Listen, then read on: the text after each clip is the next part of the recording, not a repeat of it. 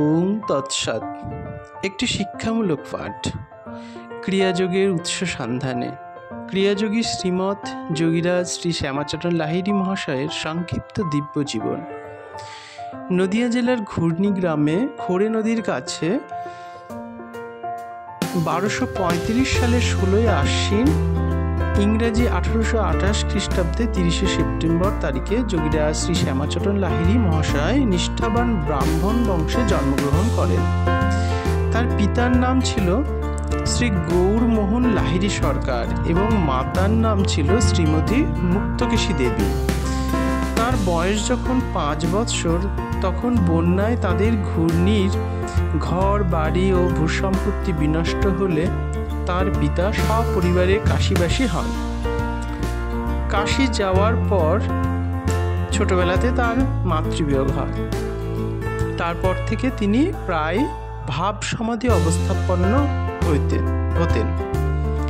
কাশীতে তিনি পাঠশালায় তার প্রথম বিদ্যাভ্যাস আরম্ভ হয়। তারপর তিনি একটি প্রতিষ্ঠিত ইংরেজি স্কুলে ভর্তি হন। তিনি বিদ্যালয়ে এবং গৃহে বাংলা, ইংরেজি, হিন্দি, উর্দু, ফার্সি ও সংস্কৃত ভাষা শিক্ষা করেন। তিনি নাগভট্ট নামক প্রসিদ্ধ মহারাষ্ট্রীয় পণ্ডিতের নিকট বেদ ও উপনিষদ অধ্যয়ন করেন। তিনি কিছুদিন কাশীর পণ্ডিত মহামহোপাধ্যায় শ্রী দেবনারায়ণ বাচস্পতি মহাশয়ের নিকট বিশেষভাবে সংস্কৃত শিক্ষা করেন। বাচস্পতি মহাশয় শ্রী শ্যামাচরণের বিদ্যা ও বুদ্ধিতে মুগ্ধ হয়ে তার সহিত তার কন্যা কাশীমণির বিবাহের প্রস্তাব দেন। তাতে তার পিতা শ্রী গৌরমোহন লাহিড়ী সরকার তিনি সম্মত হন এবং কাশীমণির সহিত তার অর্থাৎ শ্রী শ্যামাচরণ লাহিড়ীর বিবাহ হয়। তখন তার বয়স 18 বৎসর। তারপর তিনি কুলগুরুর নিকট দীক্ষা গ্রহণ করেন। শ্রী শ্যামাচরণ লাহিড়ী মহাশয়ের কয়টি পুত্রকন্যা ছিল। তাদের মধ্যে তার জ্যেষ্ঠ পুত্রের নাম ছিল শ্রী তিনকড়ি লাহিড়ী এবং কনিষ্ঠ পুত্রের নাম ছিল শ্রী দুকড়ি লাহিড়ী। 1851 খ্রিস্টাব্দে শ্রী শ্যামাচরণ সংযুক্ত প্রদেশে গাজীপুর সামরিক পূর্ত বিভাগে কেরানির পদে নিযুক্ত হয়। 1852 খ্রিস্টাব্দে তার 24 বৎসর বয়সে তার পিতৃবিয়োগ ঘটে।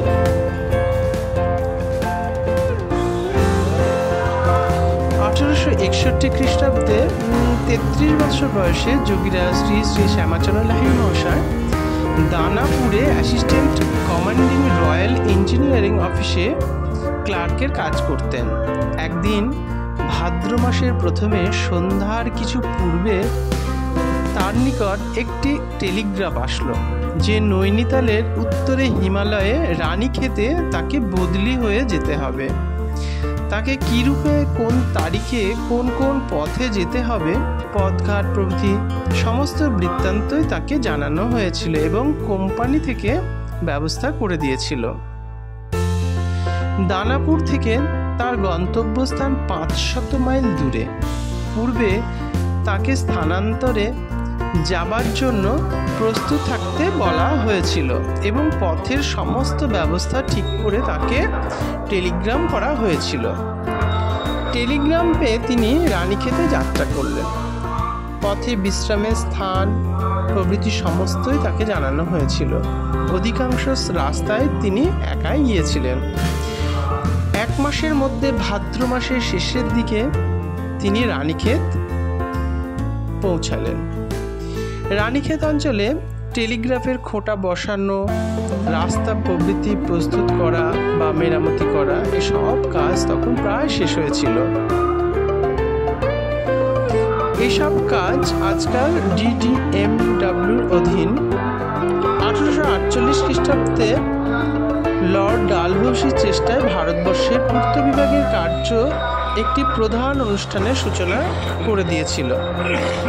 শ্রী শ্রী ঠাকুর শ্রী শ্রী লাহিড়ী মহাশয় 1861 খ্রিস্টাব্দে রানীক্ষেত পৌঁছে লোকজন সিপাই নিয়ে তাম্বু খাটিয়ে পর্বত পৃষ্ঠে নিজের থাকার ব্যবস্থা করলেন। তখনও তাকে কি করতে হবে না হবে তার কোনো নির্দেশ ছিল না। তিনি ক্লার্কের কাজ করতেন, সুতরাং কোনো কালেই তার টাকা কড়ির সঙ্গে সম্পর্ক ছিল না এবং পাহাড়িয়াদের কাছ থেকে তার কোনো ভয়েরও কারণ ছিল না। কাজের মধ্যে তখন দু একটি টেলিগ্রাম বা পত্রের উত্তর দেওয়া, তাও সকল দিন পত্র আসতো না। ওই স্থানে গেলে স্বভাবতই পাহাড়ে পাহাড়ে ভ্রমণ করিতে ইচ্ছে হয়।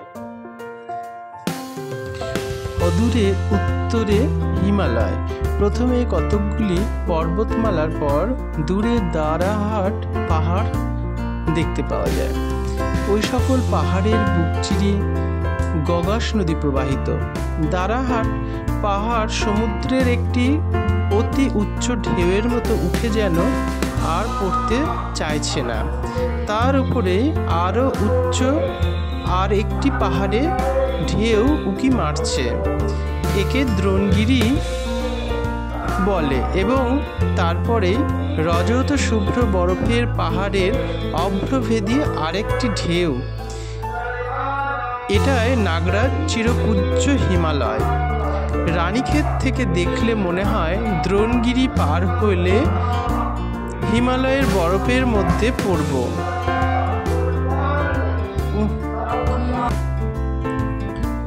রানীক্ষেত ও দ্রোণগিরির ব্যবধান মাত্র 15 মাইল।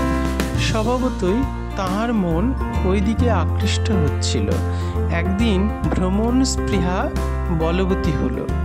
স্থানীয় পাহাড়ি লোকেদের একদিন তিনি জিজ্ঞাসা করিলেন, নিকটে কোনো সাধু পুরুষ বা সন্ন্যাসী পাহাড়ে বা জঙ্গলে থাকেন এমন কারো কথা তারা জানে কিনা। ফলে জনৈক সাধুর সম্বন্ধে তিনি অনেক অদ্ভুত কথা শুনলেন।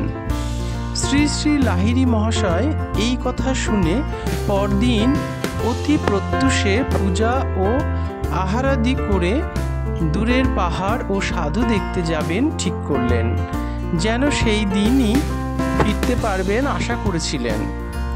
প্রকৃতির লীলাক্ষেত্র সেই বিজন প্রদেশে তিনি একা চির গাছে ঢাকা এক পাহাড় হতে অন্য পাহাড়ে উঠতে লাগলেন। অনেক দূর উঠে শরীর মন ক্লান্ত হয়ে পড়লে অবসন্ন চিত্তে ভাবতে লাগলেন, এখনো অনেক উঠতে হবে। সাধু এখন দর্শন নাও দিতে পারে, সাধু নাও থাকতে পারে, ফিরতে রাত্রি হয়ে যাবে। এইরূপে মনের মধ্যে ইতস্তত করতে করতে ফিরে যাবেন স্থির করলেন।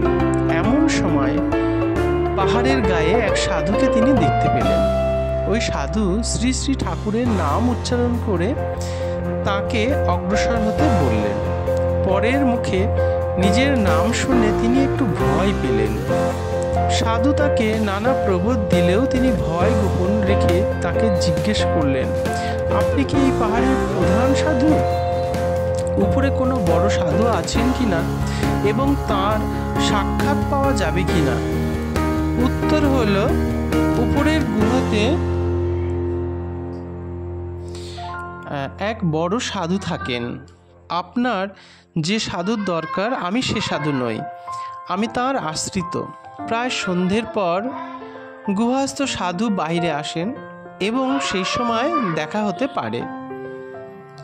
এই কথা শুনে ঠিক করলেন, যখন এত দূরে এসেছেন গুহা দেখেই দিন থাকতে ফিরবেন। অন্যদিন সিপাহীদের সাহায্যে তাঁবু প্রভৃতি নিয়ে তোড়জোড় করে রাত্রে থাকবেন। সুতরাং তখন তিনি একটু দ্রুত চলতে লাগলেন। তখন ভাদ্রের শেষে পাহাড়ে শীতের সময় সন্ধ্যার পূর্বে পাহাড়ের দৃশ্য অতি মনোহর হলেও তার আর সেদিকে দৃষ্টিপাত নেই। দ্রুত পদে পাহাড়ে উঠে তিনি একটি গুহা পেলেন। গুহার মধ্যে সাধুর পূজার ব্যাঘাত হবে এই আশঙ্কায় তিনি তার ভিতরে না ঢুকে কাছে বাইরে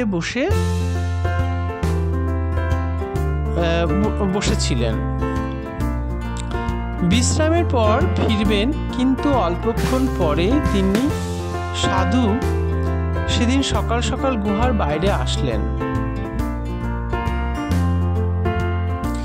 এবং লাহিড়ী মহাশয়ের প্রতি দৃষ্টি নিক্ষেপ করে বলতে লাগলেন, শ্যামাচরণ তুম আগায়া।